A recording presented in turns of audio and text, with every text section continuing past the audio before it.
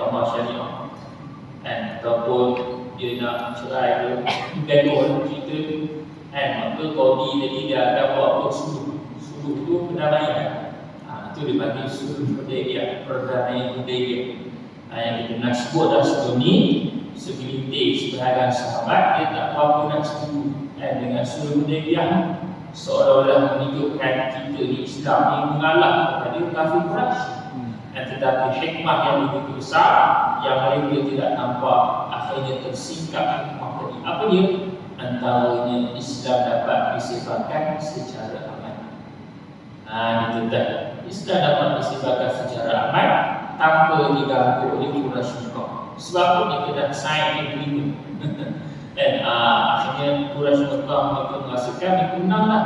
Rupanya perjanjian Hudaybiyah tadi telah menyebabkan para sahabat orang Islam yang ada di Mekah dapat menyebarkan Islam kekal secara aman tanpa diganggu di Mekah. Ini tetap baik.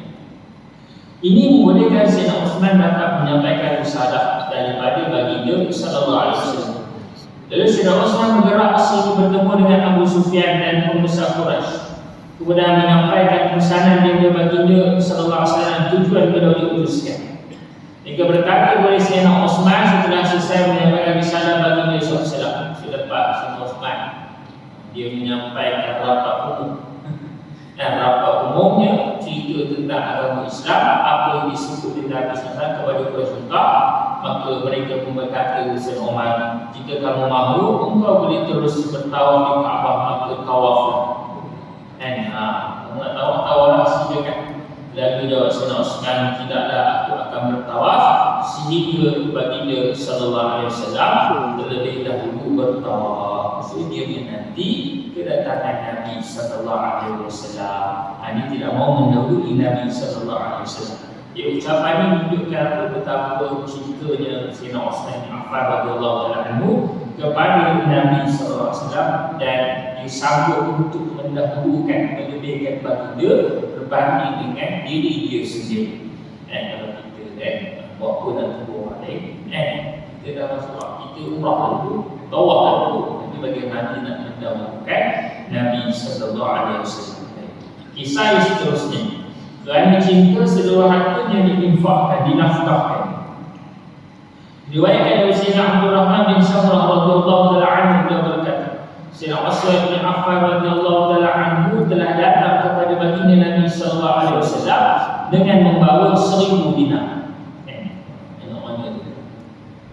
Kalau dinar ini convert kepada ringgit pun dinar itu nilai. Maksudnya harta yang dia ada. Dia seorang hartawan, orang yang dagang, niaga, maka dia memiliki harta yang sangat banyak. Maka dia telah menginfakkan, dia telah membawa kepada Nabi SAW sebanyak 1000 dinar. Lalu berkata Al-Hasan bin Waqi menceritakan pada kisah yang lain tentang bagaimana beliau mempersiapkan belanja buat pasukan Al-Asr, iaitu dalam peperangan Tabuk. Peperangan Tabuk ini tuan berlaku dalam keadaan musim pokok. Buah-buahan itu kan, kebun buah-buahan ini dia mengeluarkan hasil. Kalau durian itu musim buah dulu. Dan kalau buah harum manis itu kan musim menjual harum manis. Harum manis ini dibiasakan dengan tahu. Tapi nak sampai ke menjual hasil itu tuan, dia penjaga itu dia tak sanggup tinggal rumah, tidur dekat kebun. Itu betapa bernilai ni harum manis itu. Jadi jaga duduk situ. Rumah besar orang duduk kat kebun juga. Sayang. Orang curi. Jadi dalam peperangan Tabuk ni dan kadang musim tu. Jadi sejak sebagai sahabat ni dia melambat-lambatkan daripada menyambut seruan Nabi SAW untuk berangkat menuju ke medan Tabuk. Lalu Sayyidina Uthman membentangkan harta yang dibawanya dalam kemah baginda sallallahu alaihi wasallam. Berkata Sayyidina Abdul Rahman bin Auf, aku melihat baginda Nabi SAW menerima harta tersebut di dalam kemah, dan baginda berkata, ma dharra Uthman ma amila ba'di al-yawm marratan. Tidak ada sebarang mudarat ke atas Utsman apa yang beliau lakukan selepas ini. Jadi Nabi SAW mengulangi sebanyak 2 kali.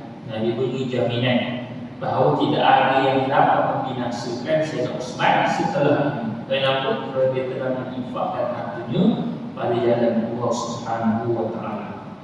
Dalam riwayat Ishaq menceritakan baginda bertekad meneruskan perjalanan menuju ke medan Tabuk dan memerintahkan para sahabat untuk mempersiapkan persiapan disambil memberi galakan kepada orang-orang kaya untuk berinfak.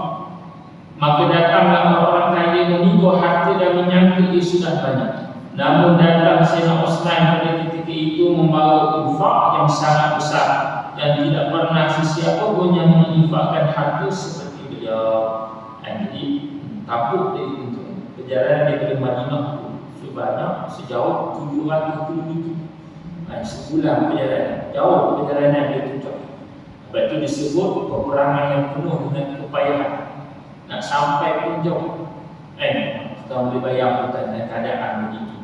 Tapi disebabkan kesusahan, kepayahan para sahabat dengan Nabi SAW, maka Islam ia sampai sehingga ke sehari ini tersebar di seluruh negara.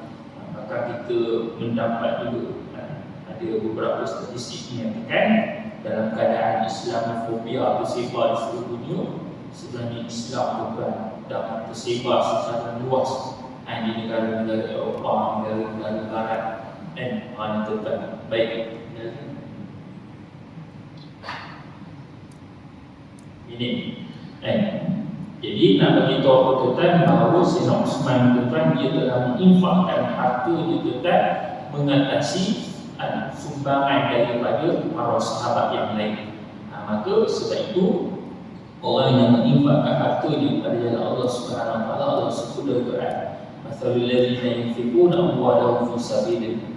Perumpamaan orang yang menginfakkan, menafkahkan hartanya pada jalan Allah Subhanahu wa taala, Allah umpamakan seperti sebiji benih. Lalu daripada sebiji benih tadi tumbuh 7 tangkai. Dan setiap tangkai itu mengeluarkan, kalau buah itu dia mengeluarkan 100 buah. Lalu hasil sumbangan yang tadi tentu Allah gandakan situ 700 kali lagi. Ini kelebihan orang yang menginfakkan harta pada jalan Allah Subhanahu wa taala. Itu para sahabat tak pernah berasa keliru. Sebab mereka tahu bayaran di akhirat itu lebih besar ganjaran. Kata Ibn Hisham bahawa Sayyidina Utsman menginfakkan hartanya untuk tentera Al-Asra yang Tabuk sebanyak 1000 dinar. Dari Nabi bersabda, Allahumma dha'an Utsman fa inni anhu radhi. Ya Allah, engkau redailah kepada Utsman, sesungguhnya aku redha kepadanya. Bila sebab Hisham itu kita bila bayangkan benda paling penting itu kita nak doa daripada amal tadi.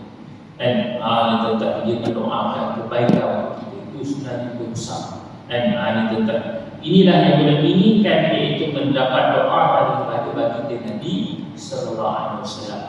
Jadi dalam bab itu para sahabat dulu sebab mereka nak jadi orang yang mendapat doa daripada Nabi sallallahu alaihi wasallam. Ini tentang mereka dulu.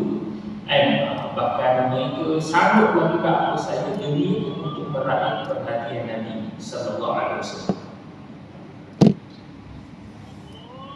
untuk ditukarkan kepada bentuk pahala dan untuk meraih keredaan Allah Subhanahu wa taala dan juga bagi Rasulullah sallallahu alaihi wasallam. Iaitu bila mana kita menginfakkan sesuatu pada jalan Allah Subhanahu wa taala, maka tidak ada satu pun yang merugikan kita. Walaupun zahirnya tuan duit yang kita keluarkan tadi dia berkurang, tetapi di sisi Allah Subhanahu wa taala Allah gandakan berlipat kali ganda tuan. Sebab itulah Nabi pernah bersabda, "Ni'mal malu as-salih wa rajul as-salih." Sebaik-baik nikmat harta yang baik apabila berada pada orang yang baik. Sebab harta bila didapat pada orang yang baik, maka dia akan gunakan harta tadi pada jalan kebaikan. Dia akan gunakan harta tadi untuk mencari keredaan Allah Subhanahu wa taala. Sebaliknya harta ni kalau banyak macam mana sekalipun, tapi kalau dapat pada orang yang jahat, maka dia akan gunakan harta tadi pada jalan kejahatan, pada jalan keburukan, kepada jalan kemaksiatan. Sebab itu kita kena ingat nikmat harta yang Allah beri kepada kita, dan Allah Subhanahu Wa Taala akan bersoalkan di akhirat kelak. Dan salah satu tujuan Nabi sebut tidak akan berganjak di tapak kaki anak Adam ni di Masyarakat kelak. Setelah ditanya 4 soalan antaranya, harta yang kamu ambil itu dari mana sumbernya kamu perolehi dan ke mana kamu belanjakan harta itu. Sebab itu ni kita kena renung sekali. Harta yang Tuhan beri pinjaman pada kita itu ke mana kita gunakan. Kalau harta Allah beri itu kita gunakan untuk main mesin slot, main judi, main tuan-tuan, kira judi haram ke judi halal ke, judi tuan-tuan sama. Tuan-tuan, ingat Allah Subhanahu Wa Taala akan tanya kelak. Kalau kita rasa kita boleh lepas, silakan. Tuan-tuan, baik kesimpulannya tuan, itulah kecintaan para sahabat radhiyallahu anhu yang mereka zahirkan kepada Nabi sallallahu alaihi wasallam. Maka cinta tuan dia perlukan kepada pengorbanan. Sebagaimana cintanya kita kepada ahli keluarga kita, maka kita sanggup korban apa sahaja. Maka apatah lagi cinta kita kepada Nabi SAW, lebih besar lagi tuan yang perlukan pengorbanan yang besar untuk kita zahirkan cinta kita kepada baginda Nabi sallallahu alaihi wasallam. Wallahu a'lam bishawab.